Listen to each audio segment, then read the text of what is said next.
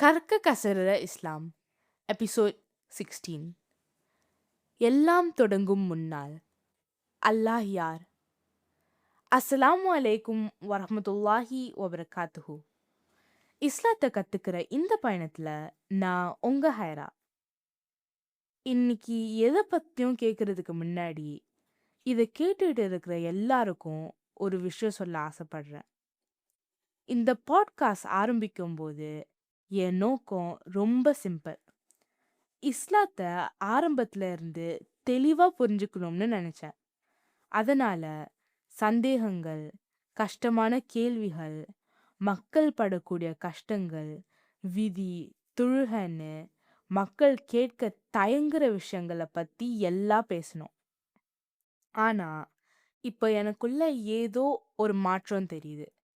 முன்னாடி நம்ம கேட்கவே தயங்கக்கூடிய கேள்விகளுக்கு பதில் சொல்லிட்டு இருந்தோம்.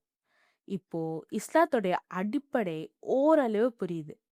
அதனால இப்போ ஈமான பத்தி முறையா கத்துக்க நான் தயாராகிட்டேன்னு நினைக்கிறேன். அங்கொன்னும் இங்கொன்னுமா இல்லாம நிதானமா, ஆரம்பத்துல இருந்து. அதனால இன்னைக்கு ஒரு புது தொடக்கம். ஈமான படிப்படியா புரிஞ்சுக்க போறோம். அதுக்கு சரியான இடம் இந்த கேள்விதான்னு தோணுது. சுபாப்பா, படைப்புகள் எல்லாம் வர்றதுக்கு முன்னாடி அங்க என்ன இருந்துச்சு? நபி ஸல்லல்லாஹு அலைஹி வஸல்லம் அவங்க இதுக்கு ரொம்ப தெளிவாக பதில் சொல்லியிருக்காங்க. அவங்க சொன்னாங்க, கானல்லாஹு வலம் யகுன் ஷைஉன் ஆயிருஹு. அல்லாஹ் இருந்தான், வேற எதுவுமே இல்லை. இதுதான் அந்த ஹதீஸுடைய சாராம்சம். இந்த ஹதீஸ் வந்து சஹீஹுல் புகாரியில் 7418வது ஹதீஸாக பதியப்பட்டிருக்குது. ஸோ எல்லாமே வர்றதுக்கு முன்னாடி அல்லாஹ் மட்டும்தான் இருந்தான். வானம் இல்லை, வெற்றிடம் இல்லை, காலம் இல்லை, ஒளி இல்லை, அல்லாஹ் மட்டும்தான் இருந்தான். அத நினைச்சு பார்க்கவே கஷ்டமா இருக்கு பாப்பா. அது நேச்சுரல் தான். ஏன்னா அல்லாஹ் நம்ம கற்பனைக்கும் எட்டாதவன்னு சொல்லிட்டு அல்லாஹ் சொல்கிறான்ல, லைஸ கமிஸ்லி ஷை உன். சூரா அஷ்வரால அத்தியாயம் 42 வசனம் 11 அல்லாஹ் சொல்லி காட்டுறான், அவனை போன்று எதுவுமே இல்லை அப்படின்னு சொல்லிட்டு. அப்போ முதல் படைப்பு எது? தண்ணியா இல்ல அர்ஷா? பரவாயில்லையே, உனக்கு இதை பற்றி தெரிஞ்சிருக்குது. நல்ல கேள்வி. அறிஞர்கள் இதை ரொம்ப கவனமாக விளக்குறாங்க. அல்லாஹ் குரானில் சொல்லி காட்டுறான், சூரா ஹூத்ல அத்தியாயம் 11 வசனம் 7. வகான அர்ஷுஹு அலல் மாஇ. அவனுடைய அர்ஷ், சிம்மாசனம் தண்ணீரின் மேல் இருந்தது அப்படின்னு சொல்லிட்டு அல்லாஹ் சொல்கிறான். எனவே படைப்போட ஆரம்ப கட்டத்தில் இது ரெண்டும் இருந்திருக்குது. இதில் எது முன்னாடி எது பின்னாடி வந்துங்கிறது வந்து தெளிவாக சொல்லப்படலை. அல்லாஹ் நமக்கு என்ன சொல்கிறானோ அதோட நிறுத்திக்கணும். அதுக்கு மேலே நாம் வந்து யோசித்து நம்மளை நாமளே கன்ஃபியூஸ் பண்ணிக்க தேவையில்லை. அல்லாஹ்க்கு அர்ஷ் எதுக்கு? அவனுக்கு அது தேவைப்படுதா? நீ கண்டிப்பாக இல்லை ஹைராம். அல்லாஹ்வுக்கு எதுவுமே தேவைப்படாது. எப்படி ஒரு நாட்டை ஆளக்கூடிய அந்த மன்னனுக்கு அந்த சிம்மாசனம் தேவைப்படுதோ அதை போன்றது இல்லை அல்லாஹுடைய அர்ஷ். அந்த அல்லாஹுடைய அர்ஷ் எதுக்காக அல்லாஹ் உருவாக்குனான் அப்படின்னாக்கா, அவனோட பெருமை, அவனுடைய அதிகாரம், அவனுடைய மகத்துவத்தை அந்த அர்ஷ் காட்டுது. ஸோ அரசர்களுக்குன்னா சிம்மாசனம் இருக்குமே, அது அவங்க பலவீனத்தால் இல்லை, அவங்க அதிகாரத்தை காட்டுறதுக்கு. ஆனால் அல்லாஹ் இந்த தரக்குறைவான ஒப்பீடுகளுக்கெல்லாம் ரொம்ப மேலானவன். அர்ஷுக்கும் குர்ஷிக்கும் என்ன வித்தியாசம்? இது ரொம்ப முக்கியமான கேள்வி. பல பேர் நினச்சிக்கிட்டு இருக்காங்க வந்து அர்ஷு குர்ஷு ரெண்டுமே ஒன்றுன்னு சொல்லிட்டு. ஆனால் வந்து அர்ஷுங்கிறது வந்து சிம்மாசனம், ஓகேயா. குர்சிங்கிறது வந்து அந்த ஃபுட் ஸ்டேபிள், மன்னர்கள்னா அந்த காலை மேலே வச்சுட்டு உட்காருவாங்கள்ல ஒரு ஸ்டூல் மாதிரி, அதுதான் வந்து குர்ஷ் அப்படிம்பாங்க, ஓகேயா. குர்ஷ் பற்றி ஆயத்துல் குர்சியில் அத்தியாயம் 2 வசனம் 255 வந்து சொல்லப்பட்டிருக்குது. அர்ஷை பற்றி தனியாக வருது. அதோட அளவ நபி ஸல்லல்லாஹு அலைஹி வஸல்லம் வந்து அழகா விளக்கியிருப்பாங்க. அது எவ்வளவு பிரம்மாண்டமான ஒரு விஷயம் அப்படின்னு சொல்லிட்டு. குர்சியோட ஒப்பிடும்போது 7 வானங்களும் ஒரு பாலைவனத்துல கிடைக்கிற ஒரு சின்ன மோதிரம் மாதிரி. குர்சியோட ஒப்பிடும்போது இந்த 7 வானத்தையும் சேர்த்து அந்த பாலைவனத்துல ஒரு மோதிரம் கிடந்தா எப்படி இருக்கும்? அதோட சைஸுக்கும், அந்த பாலைவனத்தோட சைஸுக்கும் எவ்வளோ வித்தியாசம் இருக்கும்?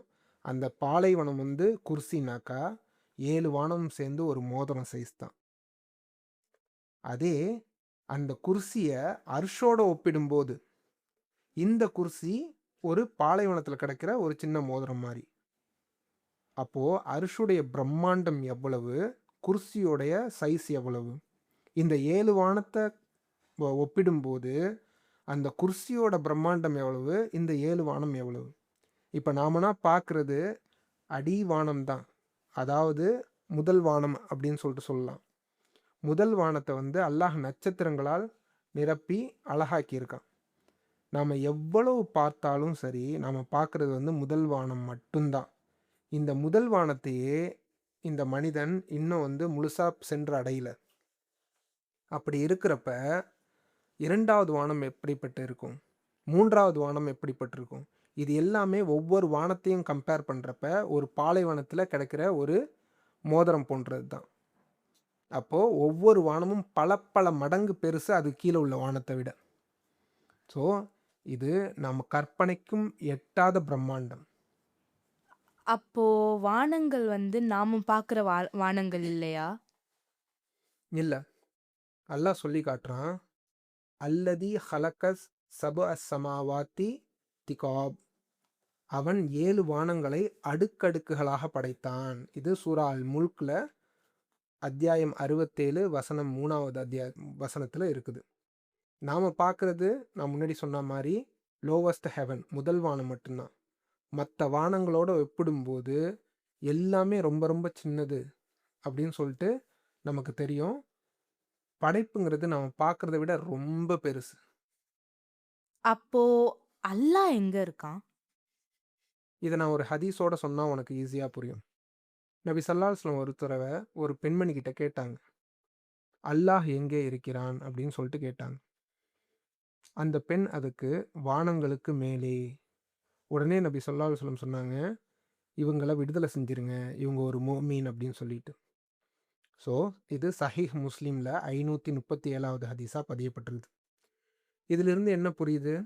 அல்லாஹ் எல்லா படைப்புகளுக்கும் மேலே இருக்கிறான். இந்த பேரண்டத்தையும் தாண்டி இதை நாம கற்பனை பண்ண முடியாத அளவுக்கு எப்படி இருக்கிற இந்த பிரம்மாண்ட பேரண்டத்தை தாண்டி அதுக்கு மேல இருக்கிறான். இத கேட்குறப்போ இந்த பூமி ரொம்ப சின்னதா தெரியுது பாப்பா. கண்டிப்பா ரொம்ப சின்னதுதான் நம்ம பூமி.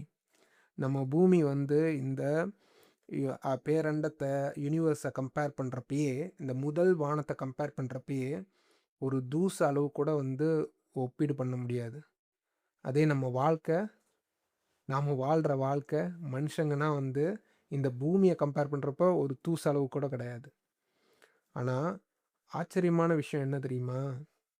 இவ்வளவு அற்பமாக இருக்கக்கூடிய இவ்வளவு ஒரு தூசுக்கும் கம்பேர் பண்ணும்போது, அல்லாஹ்வுடைய படைப்பை கம்பேர் பண்ணும்போது இருக்கிற நம்மளை அல்லாஹ் ரொம்ப அக்கறையாக வந்து கவனிக்கிறான். அல்லாஹ் சூரா அல் இஸ்ரா, குர்ஆன்ல சூரா அல் இஸ்ரா அத்தியாயம் 17 70வது வசனத்தில் சொல்லி காட்டுறான். வலக்கது கர்ரம்னா பனி ஆதம. நிச்சயமாக நாம் ஆதமுடைய சந்ததியினரை கௌரவித்தோம் அப்படின்னு சொல்லிட்டு. ஆதமுடைய சந்ததியினர் யாரு? எல்லா மனிதர்களுமே. உருவத்தில் நாம் ரொம்ப சின்னதாக ரொம்ப இன்சிக்னிஃபிகண்ட்டாக இருந்தால் கூட நமக்கு கொடுக்கப்பட்டிருக்கிற பொறுப்பு இருக்கு இல்லையா?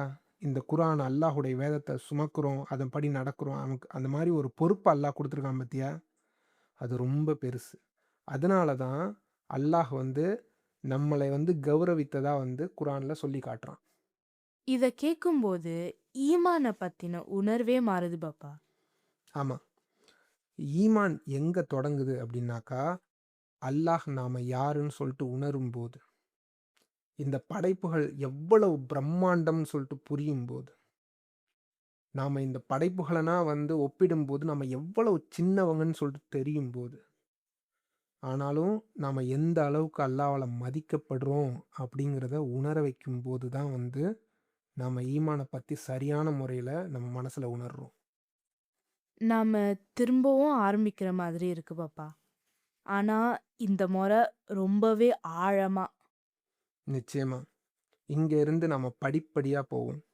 அடுத்து நாம காணாத மறைவான உலகத்த பத்தியும், மலக்குகள பத்தியும், வேதங்கள பத்தியும், நபிமார்கள பத்தியும், இன்னும் அல்லாஹ் எந்த செய்திகளை எல்லாம் நம்மள நம்ப சொல்லி குரான்ல சொல்லியிருக்கானோ, அது எல்லாவற்றை பத்தியும் இன்ஷா அல்லாஹ் இப்படியே தொடர்ந்து வந்து பேசுவோம். இது ஹைரா. இஸ்லாத்த கத்துக்கிற என்னோட பயணம் தொடரும். அஸ்ஸலாமு அலைக்கும் வரஹ்மத்துல்லாஹி வபரகாத்துஹு.